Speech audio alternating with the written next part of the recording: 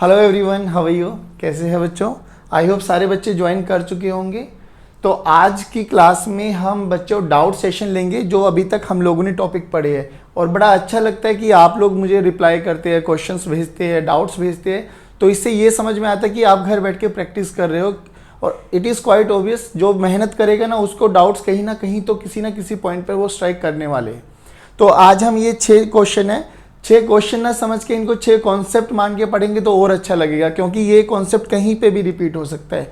और रही बात हमारे कोई भी कॉम्पिटिटिव एग्जाम में, तो क्वेश्चन कभी रिपीट नहीं होता, रिपीट केवल और केवल कॉन्सेप्ट होता है। तो इस बात का ध्यान रखेंगे। चलिए, तो अब हम बात करेंगे क्वेश्चन नंबर 1। किसी भी बच्चे को कोई डाउट है तो वो माइक ऑफ करके, मतलब अनम्यूट करके अपना बोल सकता है आंसर, डाउट जो भी होगा। चलिए, तो पहला क्वेश्चन क्या बोला गया बच्चों? 2 point charges placed at a distance r in air exert a force F। कि कोई भी 2 चार्जेस है, अब मैग्नीट्यूड नहीं गिवन है तो Q1 Q2 मान लो, ठीक है ना।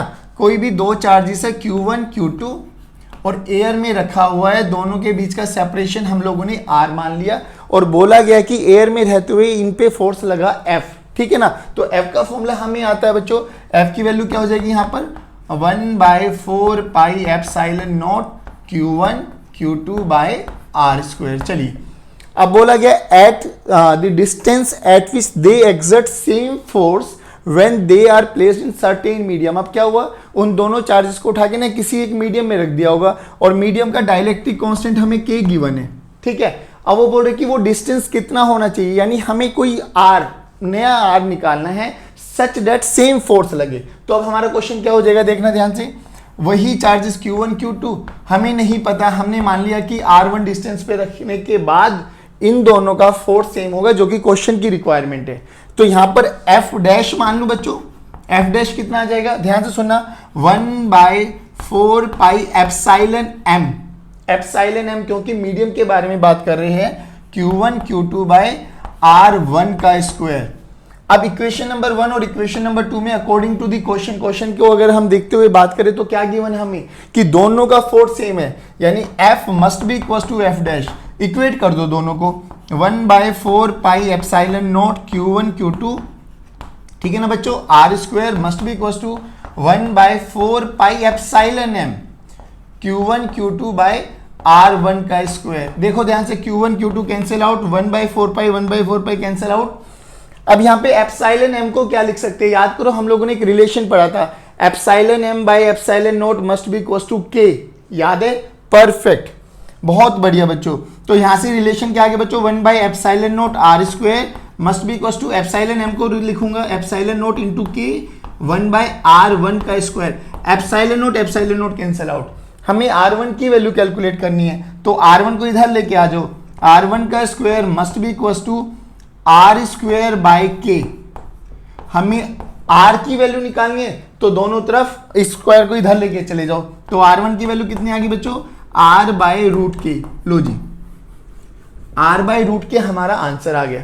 जल्दी से बताइए, क्या ये पहला कॉन्सेप्ट समझ में आया? क्या बोला गया कि 2 पॉइंट चार्जेस है, उनको पहले एयर में रखा गया और एयर में रखने के बावजूद उन पे जो फोर्स लगा वो लगा F, ठीक है। फिर वो बोले गया कि उनको एक मीडियम में रख दिया, मीडियम का हमें K गिवन है, डाइलेक्ट्रिक कांस्टेंट गिवन है।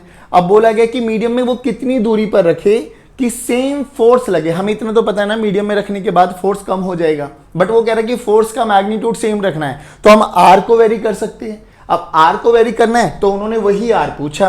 तो पहले इक्वेशन जब एयर में रखा तो फोर्स का फॉर्मूला वही बनेगा बच्चों, simple, Q1 Q2 by R square. K की value 1/4 pi epsilon naught. But जब किसी मीडियम में रखा, ये एयर के बारे में बात करी, ये मीडियम के बारे में बात करी, तो मीडियम में हमने बोला कि लेट से वो F डैश फोर्स लगा, कितना लगेगा, 1/4 pi epsilon M Q1 Q2 by R1 का स्क्वायर। डिस्टेंस चेंज कर दिया हम लोगों ने। अब हमसे क्वेश्चन में पूछा गया दोनों के बीच में लगने वाला फोर्स सेम है, यानी ऊपर लगने वाला F must be equal to नीचे लगने वाला F डैश, तो F must be equal to F dash according to the question हमें गिवन है। फिर हम लोगों ने दोनों इक्वेशंस को कंपेयर कर दिया।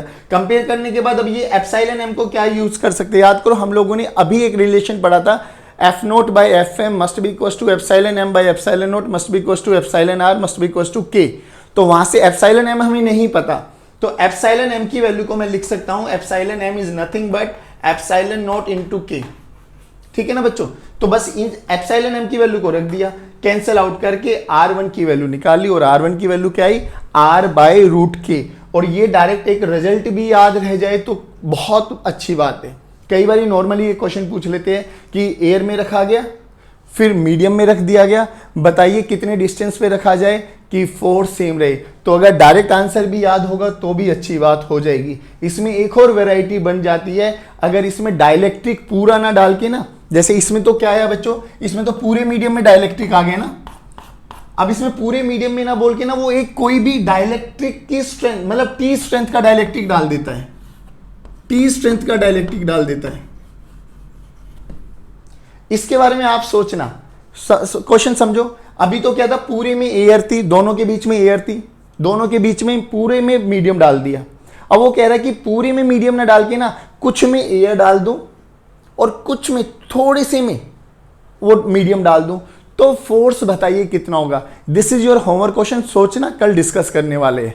क्वेश्चन समझ में आया, सभी बच्चे बोलेंगे। इन क्वेश्चन अच्छा क्वेश्चन है, मुझे अच्छा लगा कि दो चार्जेस है Q1 Q2, ठीक है ना, एक पे 2 माइक्रोकुलाम है, एक पे 6 माइक्रोकुलाम है, और इन दोनों में पॉजिटिव चार्ज तो रिपल्शन होगा ही होगा, और उनके बीच में जो फोर्स लग रहा है दैट इज 12 न्यूटन। अब उनको बोला गया हर एक चार्ज को एडिशनल चार्ज और दे दिया गया, यानी 4 माइनस -4 कुलाम का माइक्रोकुलाम का एडिशनल चार्ज दे दिया गया है। कह रहे कि फोर्स विल बिकम, कितना फोर्स होगा। ये तो बड़ा बेसिक सा क्वेश्चन था। वैसे देखिए, हमसे बोला गया एक चार्ज है बच्चों 2 माइक्रोकुलाम, ठीक है, एक चार्ज है 6 माइक्रोकुलाम। अच्छा, ध्यान देने वाली क्या बात है, हमें इनके बीच का सेपरेशन नहीं गिवन तो R मान लेते अभी। अब देखो ध्यान से देखना, F की फॉर्मूला क्या हो जाएगा बच्चों, K की वैल्यू रखो 9 × 10⁹, या K को K रहने दो, जैसे आपको अच्छा लगे वैसे कर लो। और यहां पर क्या हो जाएगा बेटा, Q1 × Q2, यानी Q1 की वैल्यू 2 × 6 12। देखो ध्यान से, माइक्रो इंटू माइक्रो यानी माइक्रो स्क्वायर, और माइक्रो की वैल्यू थी 10⁻⁻6 यानी 10⁻⁻12, 10⁻⁻12 ऊपर आ गया, नीचे आ गया R²। लो जी, अब F की वैल्यू हमें गिवन है, कितना फोर्स लगने वाला है 12 न्यूटन। चलो, तो यहां से हमें क्या चीज समझ में आ रही है कि यहां से हम R की वैल्यू हमें पता लग जाएगा कि उनके बीच का सेपरेशन कितना है, क्योंकि क्वेश्चन में पढ़ने के बाद हमें सेपरेशन नहीं गिवन था। अब बोला गया हर एक चार्ज को एडिशनल चार्ज और दे दिया गया। चार्ज तो एडिटिविटी इन नेचर है बच्चों, तो चार्ज ऐड हो जाएगा। तो नया चार्ज कितना आया, इस पे भी -4 माइक्रोकुलाम दिया गया, तो +2 पहले था, -4 और डाल दिया, तो +2 -4 -2, परफेक्ट। तो इस पे -2 माइक्रोकुलाम नया चार्ज आ गया। इस पे कितना आ गया होगा बेटा, 6 - 4 यानी +2 माइक्रोकुलाम। Very good. अब इतना तो समझ में आ गया कि फोर्स तो अट्रैक्शन का लगने वाला है, पहली बात तो। लेकिन उन्होंने सेपरेशन नहीं गिवन थी, लेकिन सेपरेशन मैं ऊपर से निकाल चुका हूं। अब नया फोर्स देखो, नया फोर्स कितना हो जाएगा, F' मान लेता हूं बच्चों इसको। चलिए अब स्टार्ट करते हैं। K की वैल्यू को 9 × 10⁹ इंटू, फिर दोबारा देखना बच्चों, 2 × 2 4 × 10⁻⁻12 डिवाइडेड बाय R का स्क्वायर। R की वैल्यू ये रही। अब देखो इस R की वैल्यू को यहां से लेके आए, तो R की वैल्यू अगर मैं यहां से लेके आऊं, 12 विल कैंसिल आउट, R² इधर आ जाएगा बच्चों। तो R² की वैल्यू क्या होगी, 9 × 10⁻⁻3। नहीं, वो एज इट इज वैल्यू रख दो ना, अपने आप कैंसिल आउट हो जाएंगे। 9 × 10⁻9 है, 9 × 10⁻9 को मारा, और 10⁻12, ये 10⁻12 ने 10⁻12 को मारा, तो F' की वैल्यू आ गई 4 न्यूटन। F' की वैल्यू कितनी आ गई, 4 न्यूटन। और कैसा नेचर है, अट्रैक्टिव नेचर है। क्वेश्चन बताइए पहले, समझ में आया क्या? सभी बच्चे बोलेंगे, सभी, मनीषा, शिवांगी, रिया, वेरी गुड। चलो बेटा, इसीलिए बोला जाता है कि बार बार प्रैक्टिस करो, क्योंकि प्रैक्टिस से ही हमें अपनी गलतियां समझ में आती है। और एक बारी जो क्वेश्चन आप कर लेते हो ना, कोशिश किया करो एक बारी उनको, मतलब करो, करके देखो दोबारा से, कि कहीं ना कहीं गलती करोगे जरूर। अभी इस स्टेज पे हैं हम लोग। हाँ, जैसे जैसे हम परफेक्शन की तरफ बढ़ते चले जाएंगे, और वो बढ़ने का एक ही तरीका है, प्रैक्टिस प्रैक्टिस एंड प्रैक्टिस, और कोई ऑप्शन नहीं है। चलो थर्ड क्वेश्चन देखिए। थर्ड क्वेश्चन अच्छा है, थर्ड क्वेश्चन बहुत अच्छा है। अब क्या बोला गया, सुन लो पहले, कि 2 पॉइंट चार्जेस थे बच्चों, Q1 और Q2। अगर हमें कुछ भी नहीं गिवन है तो मान लेना चाहिए कि भैया एक पे Q1 चार्ज होगा, एक पे Q2 चार्ज होगा। अगर हमें कुछ निकालना होगा तो वहां से, अगर हमारा कॉन्सेप्ट वाइज हम सही चल रहे हैं, तो हमारा आंसर अपने आप निकल के आ जाएगा।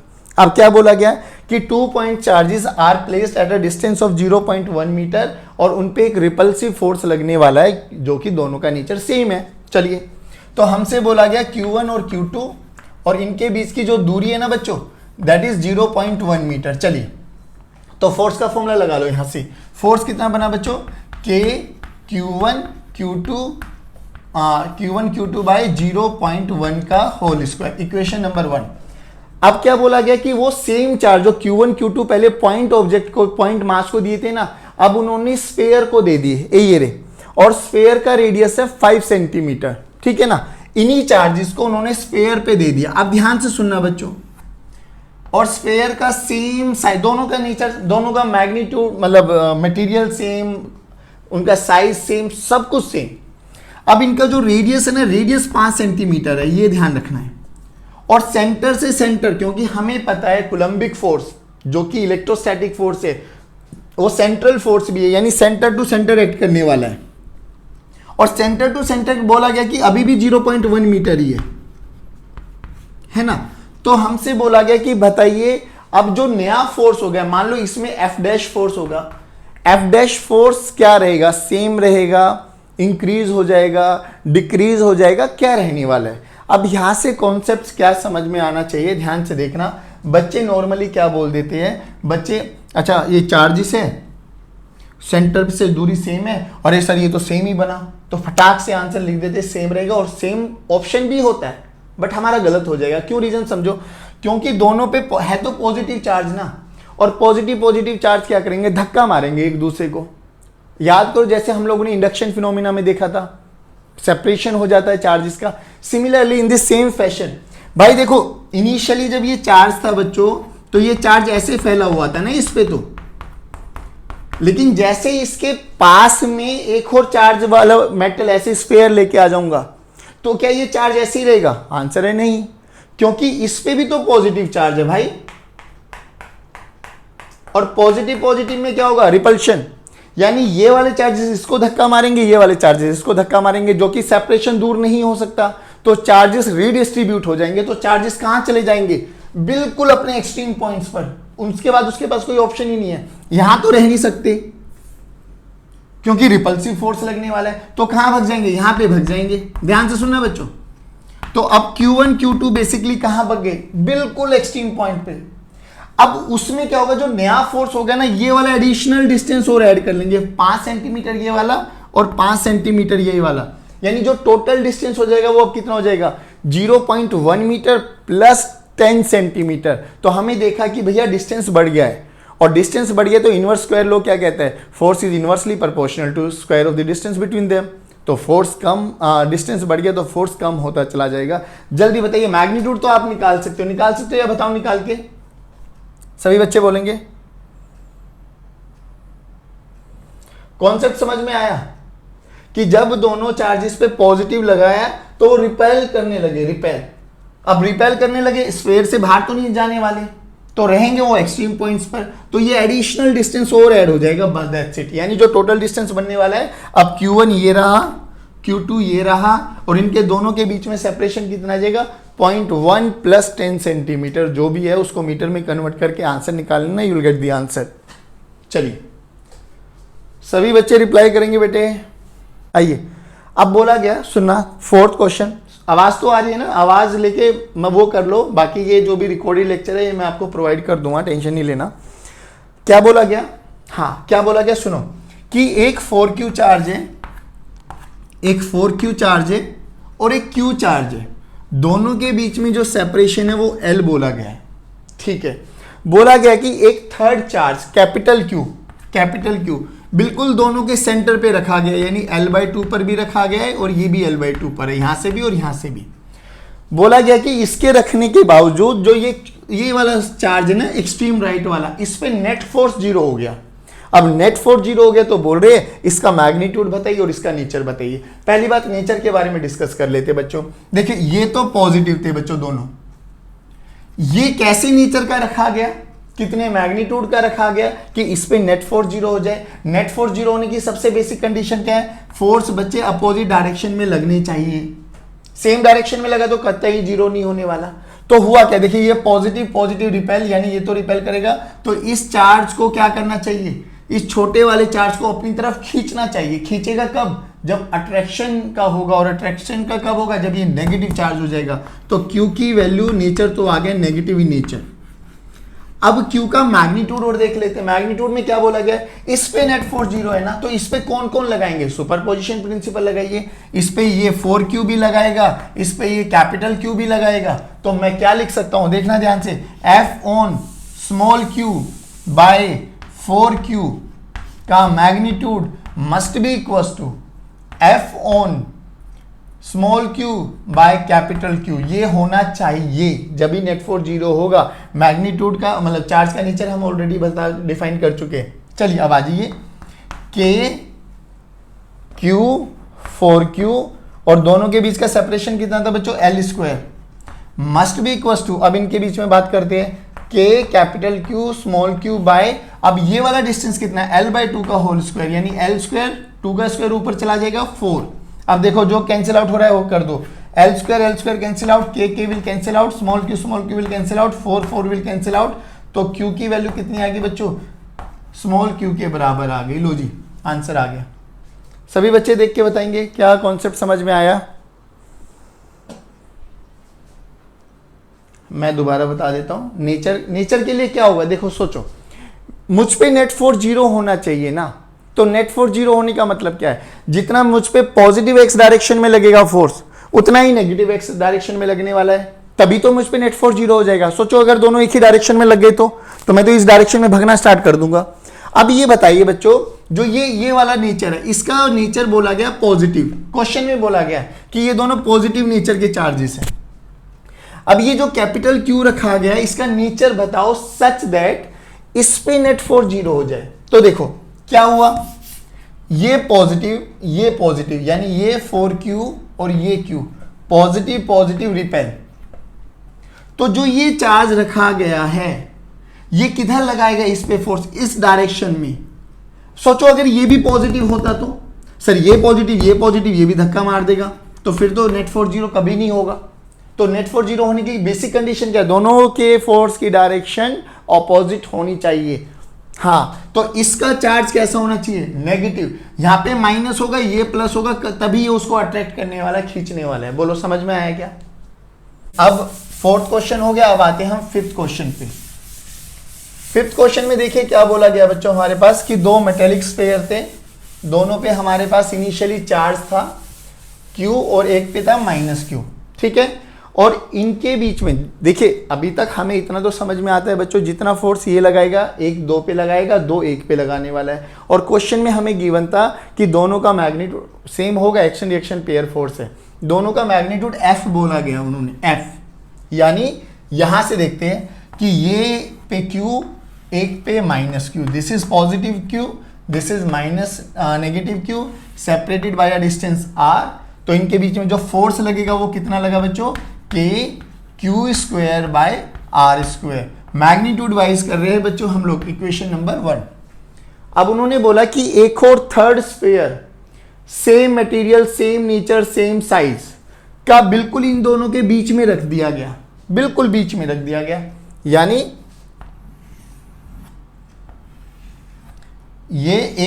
ये वाला। अब बोला गया इस पे नेट फोर्स निकालो। अब एक बार बताओ, इस पे भी पॉजिटिव चार्ज बोला गया बच्चों, यानी इस पे भी पॉजिटिव चार्ज है, इस पे भी पॉजिटिव चार्ज है और इस पे नेगेटिव चार्ज है, ठीक है ना। अब इस पे फोर्स निकालना है इन टर्म्स ऑफ F। चलो निकालते हैं। अब ध्यान से सुनना, एक बात बताओ मुझे, मैं इसको A, इसको B, इसको C बोलता हूं, हमें किस पे फोर्स निकालना है, B पे निकालना है। B पे कौन कौन फोर्स लगाएगा, सर B पे A भी लगाएगा और C भी लगाएगा। चलो वेरी गुड। अब देखो A और B दोनों पॉजिटिव नेचर है, तो A ने B को धक्का मारना है, यानी A B पे इधर फोर्स लगाएगा। तो मैं लिख देता हूं force on B due to A, ठीक है। अब C देखो, C कैसा नेचर का है, नेगेटिव नेचर, B कैसा नेचर का है, पॉजिटिव नेचर। तो नेगेटिव पॉजिटिव अट्रैक्ट, यानी सर C भी इसी डायरेक्शन में लगाने वाला है फोर्स, यानी this is F on B due to C। अब ध्यान से देखो बच्चों, इन दोनों के बीच की दूरी क्या मानी थी हम लोगों ने, R। तो ये दूरी उनके बीचों बीच रखा है, तो ये भी R/2 हो गया सर, ये भी R/2 हो गया, अब ध्यान से देखो, ये वाले दोनों का मैग्नीट्यूड के Q1 Q2 यानी के Q1 Q2 दोनों सेम, तो K Q square by R by 2 का होल स्क्वायर किधर, राइट डायरेक्शन में।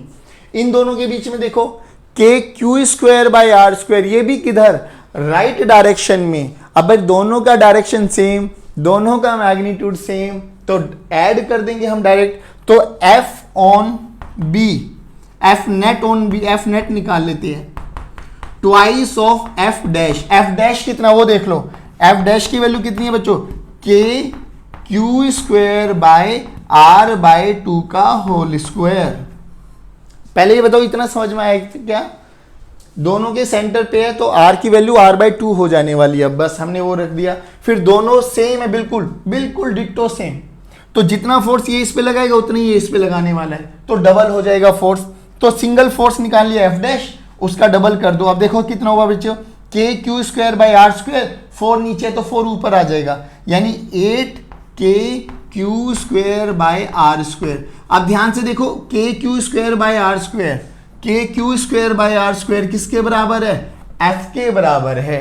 तो एफ नेट की वैल्यू कितनी आ गई बच्चों, एफ नेट की वैल्यू आ गई 8 टाइम्स ऑफ एफ। लो जी आंसर आ गया।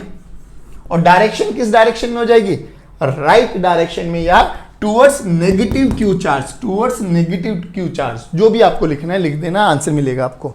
बोलो आया समझ में।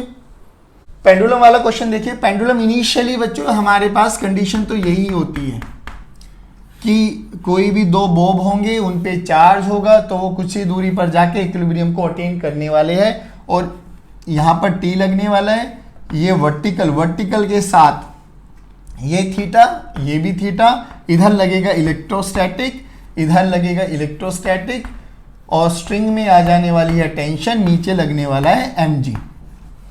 अभी तक हम लोगों ने ये सब चीज़ों को एनालाइज किया था, लेकिन अब उसने बोला कि इस स्पेस, इस वाले सिस्टम को ना स्पेस में लेके चला गया मैं, अब वहां पर ग्रेविटेशनल फोर्स 0 कर दिया, यानी ग्रेविटी का कॉन्सेप्ट खत्म हो गया। अब सोचो एक बारी, ये इस कंडीशन में क्यों आया, क्योंकि इस पे ये वाला फोर्स भी लग रहा था, तभी तो बैलेंस कर पाया, ये यहां पे आके रुक गया। अब सोचो ये वाला फोर्स है ही नहीं भाई, ग्रेविटी वाला खत्म कॉन्सेप्ट, तो ग्रेविटी तो है ही नहीं, तो ये तो रिपल्सिव का फोर्स लगते ही चला जाएगा, लगते ही चला जाएगा। और कब तक लगना, कब तक लगता रहेगा सर, जब तक ये दोनों एक दूसरे से बिल्कुल ऐसी कंडीशन पे नहीं हो जाते। दोबारा सुनो, ये पहले जब हम लोगों ने अपने नॉर्मल कंडीशन पे बात कर रहे थे तो mg will plays a very important role, क्योंकि ग्रेविटी का इफेक्ट रहने वाला है। स्पेस में ग्रेविटी g की वैल्यू 0, g डैश की वैल्यू 0 हो गई, तो g डैश की वैल्यू 0, तो यानी mg की वैल्यू 0 हो गई, mg डैश की वैल्यू 0 हो गई।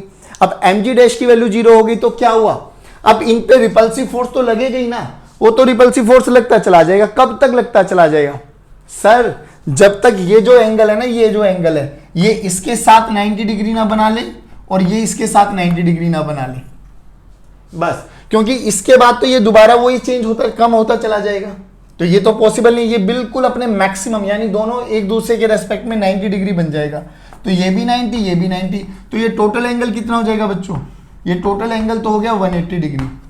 अब बोला गया टेंशन कितनी हो जाएगी, अरे अब इन पे फोर्स ही 2 लगने वाले हैं, एक टेंशन लगने वाला है, एक इलेक्ट्रोस्टैटिक रिपल्सिव लगने वाला है। इलेक्ट्रोस्टैटिक रिपल्सिव इधर लगेगा, टेंशन इधर लगने वाला है, टेंशन इधर, इलेक्ट्रोस्टैटिक रिपल्सिव इधर। अब इलेक्ट्रोस्टैटिक रिपल्सिव लगेगा कितना, तो यहां पर भी क्यू चार्ज, यहां पर भी क्यू चार्ज, इन दोनों के बीच का ये डिस्टेंस देख लो, ये लेंथ l है, ये लेंथ l है, तो लेंथ कितनी हो जाएगी बच्चों, 2l हो जाएगी। तो फोर्स का फॉर्मूला कितना बन जाएगा, Q K Q square by 2l का स्क्वायर, 2l का स्क्वायर, और एंगल कितना हो जाएगा 180 डिग्री। जल्दी बताइए क्या यहां से चीजें समझ में आई क्या, सभी बच्चे रिप्लाई करेंगे। तो ये थे सभी आज के 6 क्वेश्चन जो हम लोगों से बच्चों ने पूछे थे, और कोशिश किया आप लोगों को समझाने के लिए। Calculate charge on alpha particle, हाँ आगे बोलियो।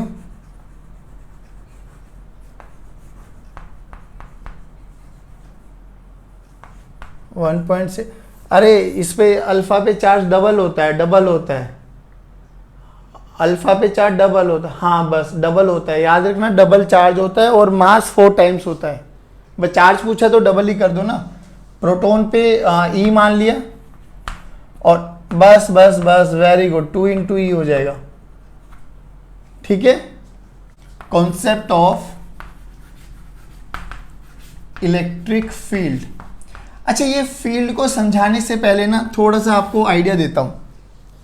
याद करो हमारे पास जो फोर्स होते हैं ना बच्चों, जो भी फोर्स होते हैं, देखो अगर मेरे सामने देवराज खड़ा हुआ है और मुझे बड़ा गुस्सा आया, मानो उसको गुस्से मार देने, पटैक पटैक पटैक, तो ये गुस्सा थप्पड़ मारने वाला जो प्रोसेस होता है, ये कैसा प्रोसेस होता है? मतलब टचिंग वाला या नॉट टू टच? टच करना पड़ेगा सर, बिना टच करे तो हम गुस्से नहीं मार सकते, थप्पड़ नहीं मार सकते। तो एग्जैक्टली हमारे पास जो फोर्स होते हैं ना, वो 2 प्रकार के फोर्स होते हैं। One is contact force and second one is non contact force.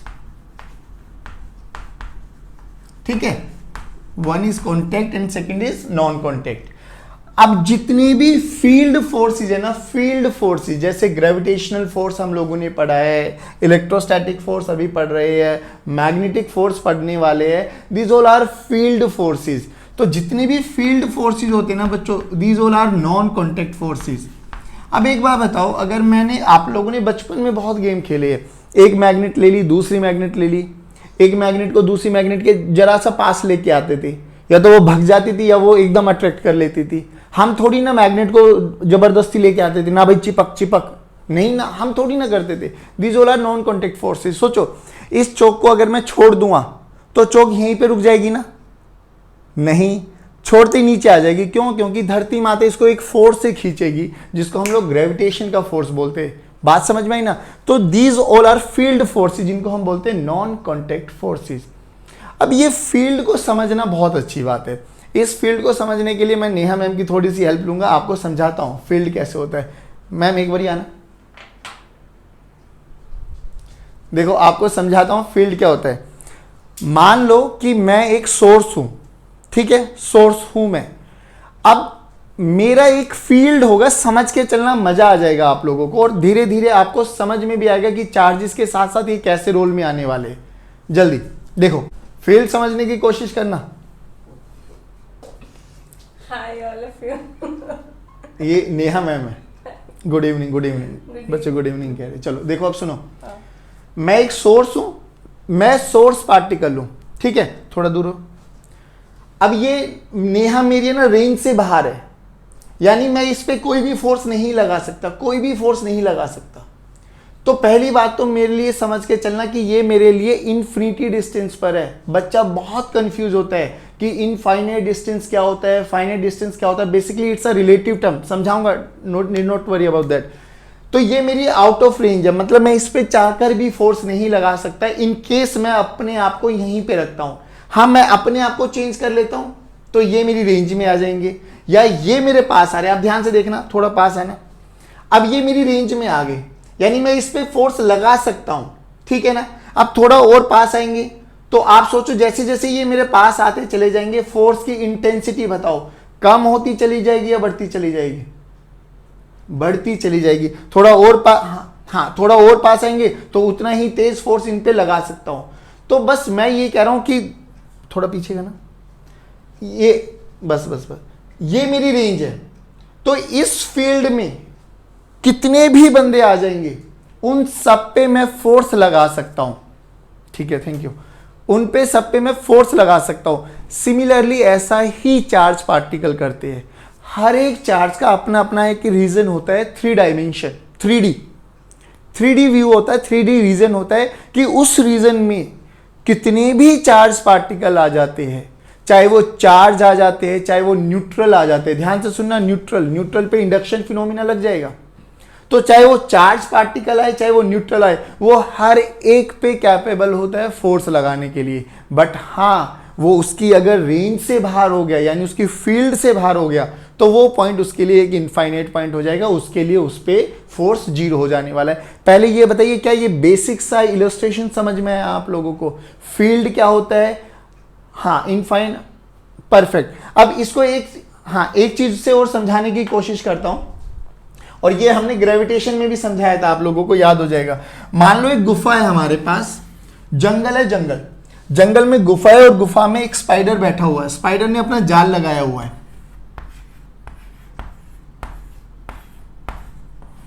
ये स्पाइडर का जाल, हाँ मतलब समझने की कोशिश करो, घर में डेंगू वाले नहीं लेके आऊंगा इसलिए जंगल बोला है मैंने।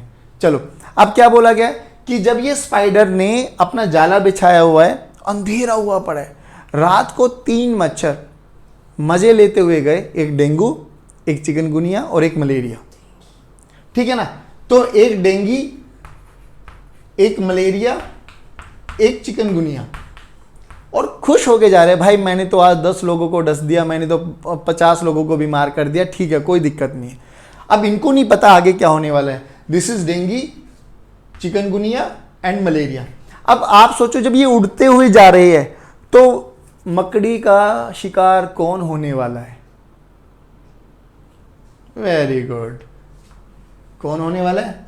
हाँ, क्यों डेंगी और मलेरिया नहीं हो सकते? क्योंकि सर ये इसकी रेंज से बाहर है।